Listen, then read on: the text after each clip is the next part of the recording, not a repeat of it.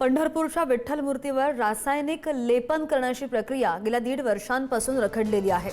मूर्तीचे संवर्धन करण्यासाठी ही प्रक्रिया तातडीने होणं गरजेचं असताना सुद्धा पुरातत्व विभागाच्या सल्ल्याकडे दुर्लक्ष करून मंदिर समितीने कोणताही निर्णय घेतलेला नाही।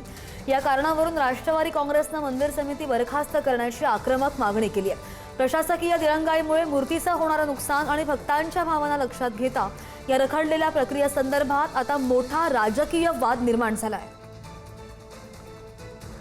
पंढरपूरच्या विठ्ठलाने रुक्मिणी मातेच्या जतन आणि संवर्धनाचं काम सध्या सुरू आहे। एकंदरीत आपण बघितलं तर पंढरपूरच्या विठ्ठल रुक्मिणी मंदिरामध्ये जतन आणि संवर्धनाचं काम सुरू आहे।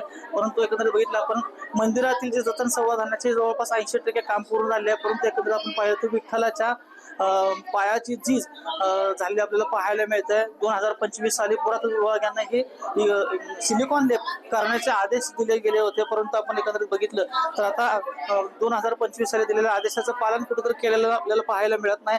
अधिक महिना सुरू आहे। अधिक महिन्यामध्ये दररोज लाखो भाविक पंढरपूरच्या विठ्ठलाच्या पायाचं दर्शन घेतात आणि झीज होताना आपल्याला पाहायला मिळेल। पुढच्या महिन्यामध्ये आषाढी वारी आहे। आषाढी वारीच्या अगोदर त्याचा लेप सिलिकॉन लेप व्हावा अशा आता राष्ट्रवादीचे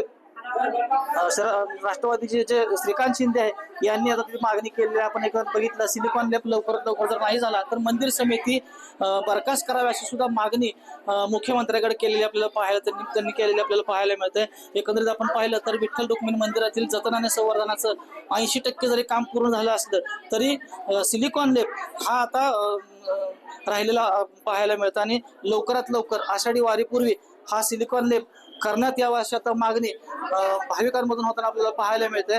राष्ट्रवादीच्या अध्यक्षांनी सुद्धा ही मागणी सिलिकॉन लेप करावा अन्यथा बॉडी बरखास्त करावी अशी मागणी मुख्यमंत्र्यांकडे केली आपल्याला पाहायला मिळते।